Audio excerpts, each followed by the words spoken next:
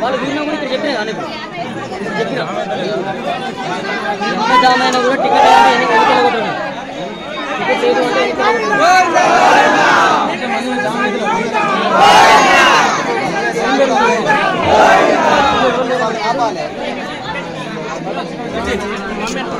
లేదు